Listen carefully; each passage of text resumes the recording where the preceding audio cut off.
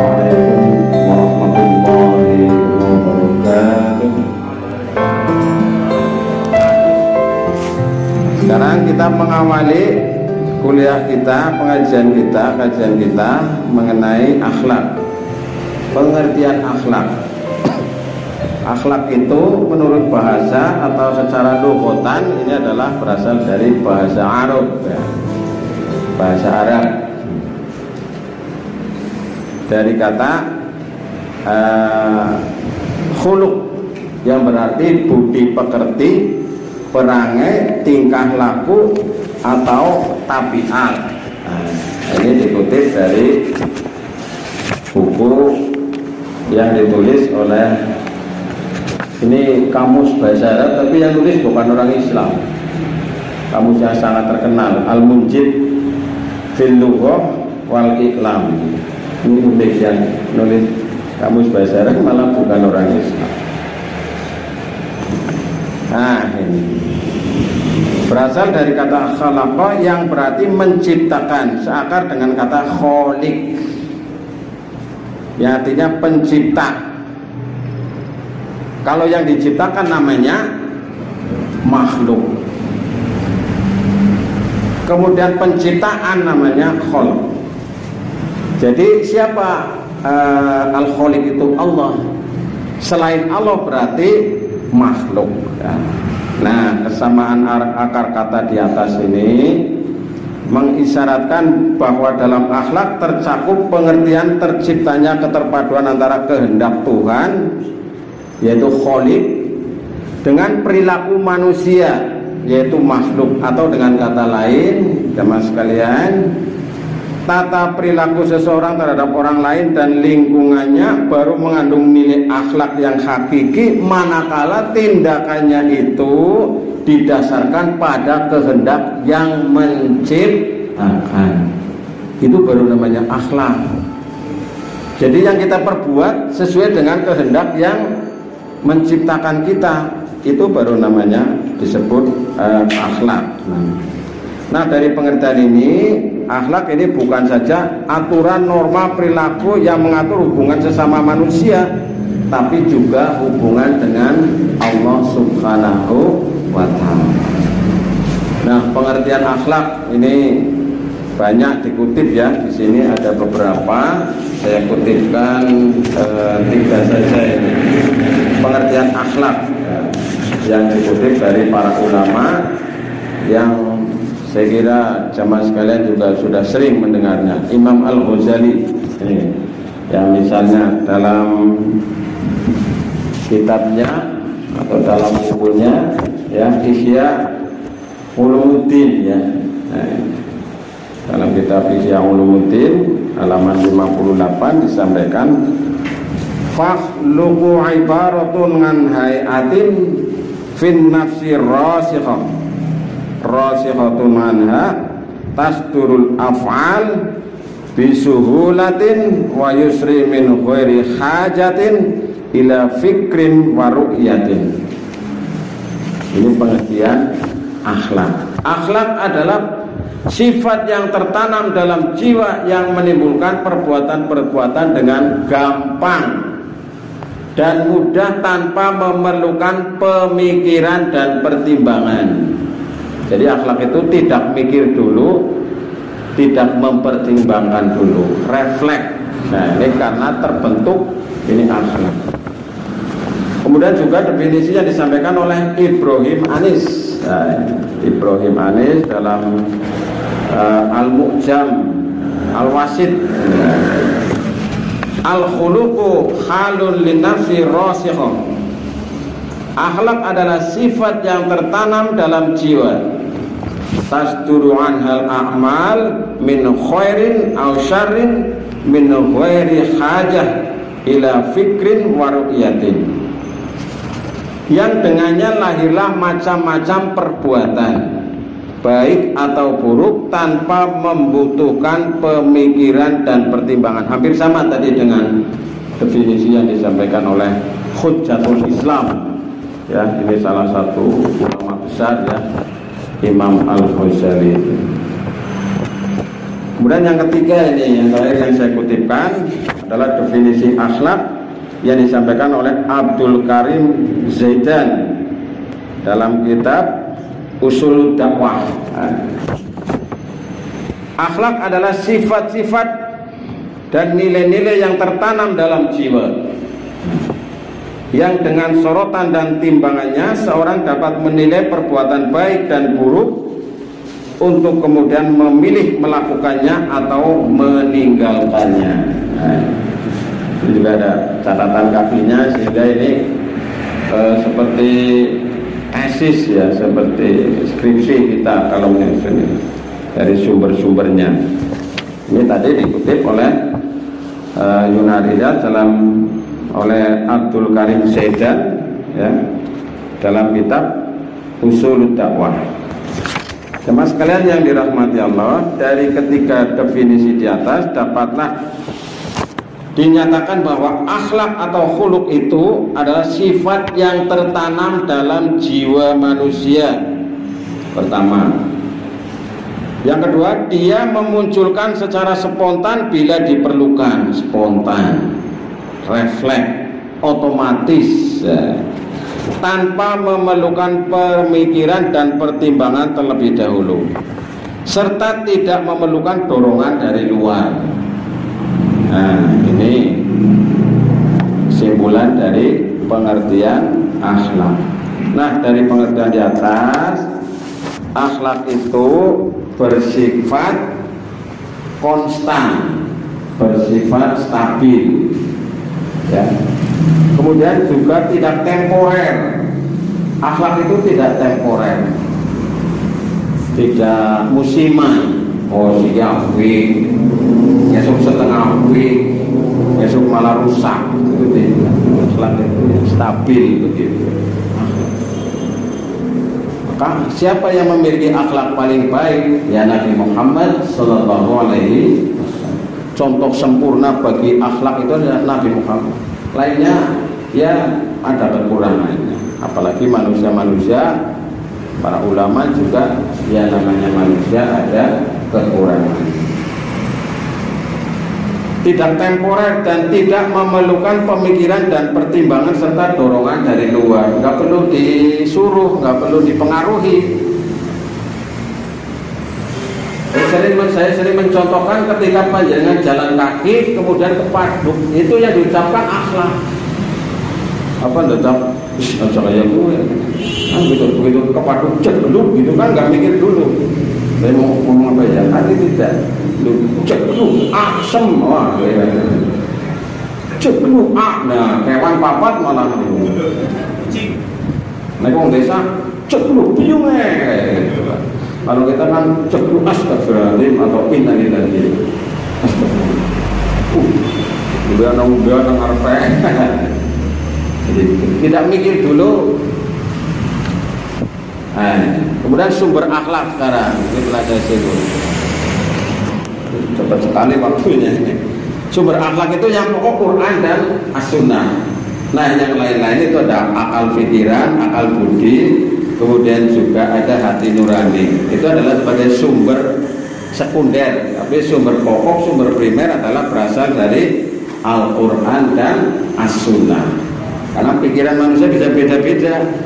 Apalagi kalau sudah dipengaruhi oleh filsafat, dipengaruhi oleh pemikiran-pemikiran kemodernan yang sekarang kadang-kadang jauh dari Al-Quran.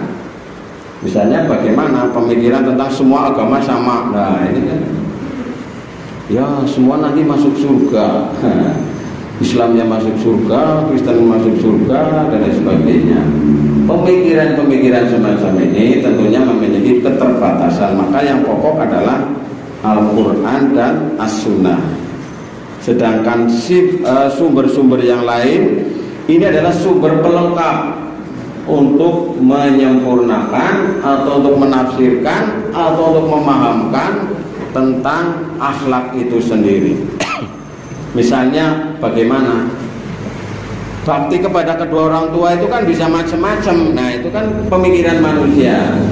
Kalau substansinya kita ini adalah wa qadara rabbuka alla ta'budu illa iyyah wa bil walidaini ihsana. Dan kepada kedua orang tua hendaknya berbuat baik. Nah, kadang-kadang berbuat baiknya di Indonesia berbeda dengan berbuat baiknya di Amerika, mungkin bentuknya. Mungkin kalau kita di sini ya kepada yang lebih tua kita hormat dengan cium tangan atau dengan menundukkan kepala atau dengan berjabat tangan dan lain sebagainya. Tapi intinya kita menghormati kepada orang tua. Bapak Ibu dan saudara sekalian yang dirahmati Allah, kita lanjutkan ruang lingkup akhlak nanti yang kita pelajari. Ya nggak tahu nih sampai nanti ada Jumat ke-5 itu kan nggak mesti ya. Kalau saya sebenarnya lebih enak jadi jamaah, ini enak ya, santai begitu. Berwakna nanti sama anak ini anak saya selalu ajak kemana-mana kalau nggak lagi desa ini. Ya, bagian nyouting ya, bantu-bantu sultan ya. Ruang lingkup akhlak yang pertama adalah al-akhlak al-fardiyah, akhlak yang bersifat pribadi. Jadi ini kepribadian kita kepada diri kita, akhlak terhadap diri kita. Ya luar biasa ya ajaran agama Islam. Nah ini hal-hal yang berkaitan dengan ahkamul khomsah, hukum-hukum yang 5 ya. Ada yang diperintahkan al-awamir, kemudian ada yang dilarang an-nawahi, kemudian yang diperbolehkan al-mubahah, dan tentang akhlak dalam keadaan darurat. Jadi kita dalam keadaan darurat itu ada akhlaknya, ada etikanya, tata caranya. Kemudian yang kedua akhlak keluarga, akhlak berkeluarga, al-akhlak al-usariyah, yang terdiri dari kewajiban timbal baik orang tua dan anak, ya, kemudian kewajiban suami istri dan kewajiban terhadap karib kerabat, wajibat ya al-aqarib. Jadi ini luar biasa aturan-aturannya. Kemudian yang ketiga akhlak bermasyarakat, al-akhlak al-ijtimaiyah, ya kehidupan sosial, yang meliputi antara lain ini hubungan antara pemimpin dan rakyat. Nah ini diatur nanti dalam kajian-kajian kita ke depan. Dan yang kedua hubungan luar negeri. Maka ini karena hubungan luar negeri barang ini diatur ini. Dan yang kelima yang terakhir akhlak dalam beragama, al-akhlak ad-diniyah, yaitu kewajiban terhadap Allah Subhanahu wa ta'ala. Nah ini pembagian atau macam-macam akhlak yang dikutip atau disampaikan oleh salah satu ulama ya, yaitu oleh Muhammad Abdullah Dros ini dalam kitab Dustur al-Akhlak fil Quran. Nah kesimpulan dari pembagian akhlak atau ruang lingkup akhlak itu, yang pertama akhlak terhadap Allah, yang kedua akhlak terhadap Rasulullah, yang ketiga akhlak terhadap pribadi, yang keempat akhlak terhadap keluarga atau dalam keluarga, dalam masyarakat, dan yang keenam adalah akhlak dalam kehidupan berbangsa dan bernegara. Ya, di sana jam beda lagi masyarakat pakai jam itu ya sana pakai kali disamping ya monggo nego dibuka mawon ampun nego. Bismillah, doa disit. Doa tuh dia orang perlu dipikir gini, pun biasa ya. Nang hati dan Allahumma barik lana fi ma razaqtana wa qina adzabannar. Kecuali masih kecil, doa. Jadi mari kita berdoa bersama-sama. Ini akhlak itu. Kalau sudah biasa nanti anak-anak begitu mau makan dia berdoa. Kita juga kalau sudah biasa berdoa ya berdoa. Kalau yang biasa tidak berdoa, dia tidak berdoa, kecuali ada yang mengingatkan doa kisit. Nah itu kan harus dibina, harus dibentuk, dibiasakan. Nah akhlak ini memiliki kedudukan yang istimewa dalam Islam. Jadi ini akhlak ini kajian ya, akhlak ini lebih banyak kepada amaliyah ya, kepada perbuatan. Tapi kita yang perlu ada ilmunya. Ya kayak nyupir. Misalnya, nyupir itu kan sebenarnya nggak butuh teori ya.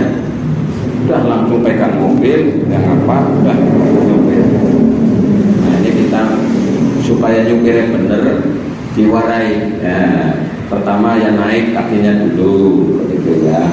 Kemudian duduk, ya dijok, pegang setang, lalu starter, lalu kemudian digas dulu, ya, apa di persenelan dulu, nah, dan seterusnya. Bagaimana kalau parkir? Nah, oh parkir ke belakang kaca dibuka, nanti mau ada kucing atau ada apa-apa, begitu di belakang, begitu kan kita, itu ilmu itu.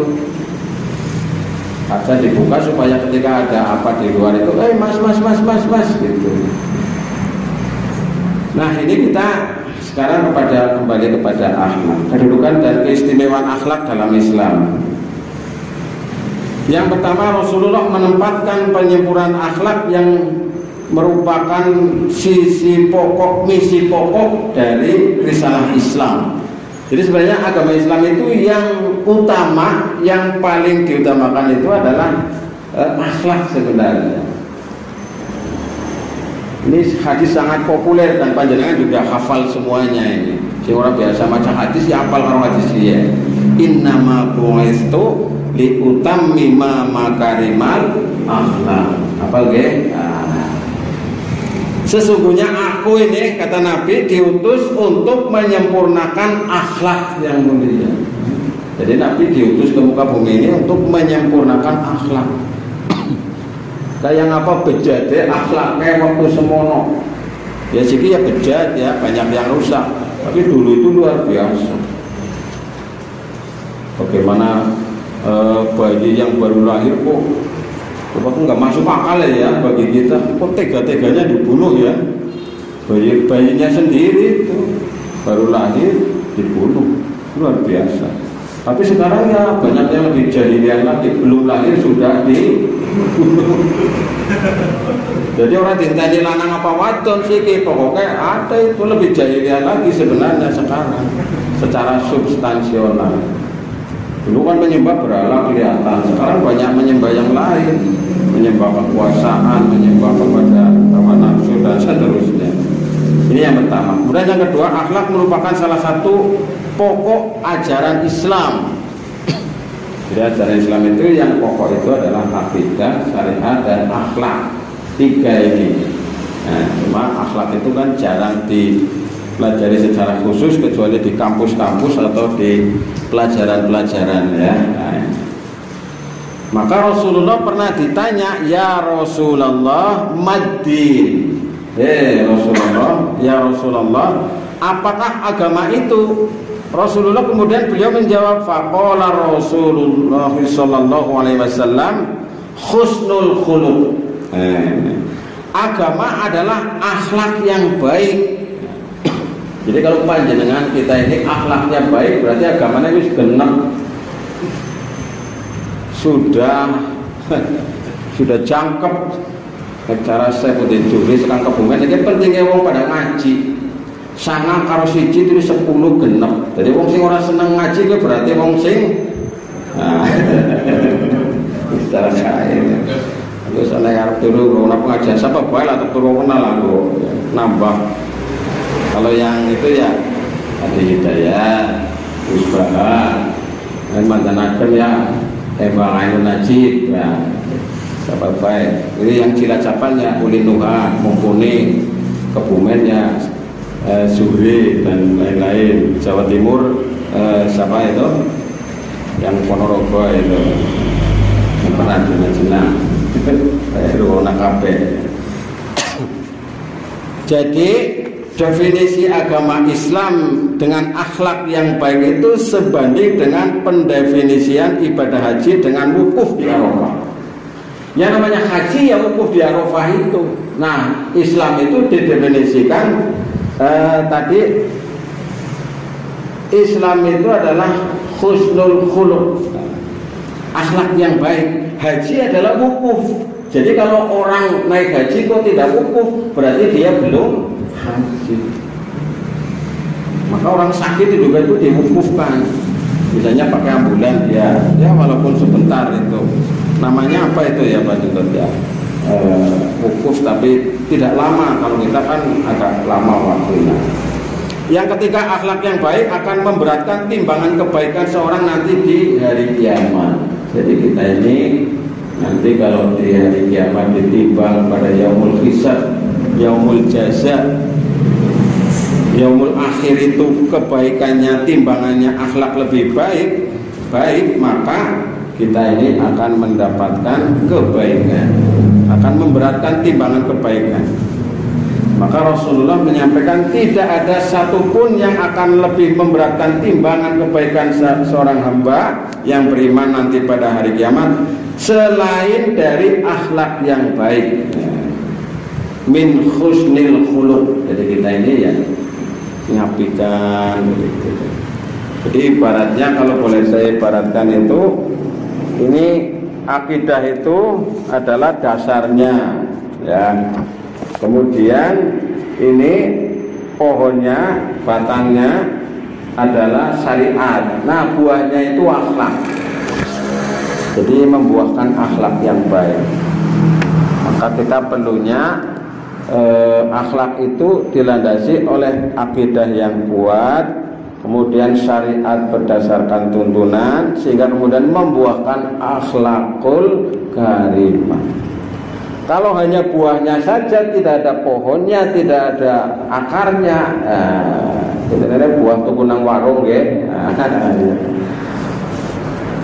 Jadi banyak orang baik, tapi dia bukan berakidah Islam, tidak memiliki keyakinan, ya dia bukan akhlakul karimah dia.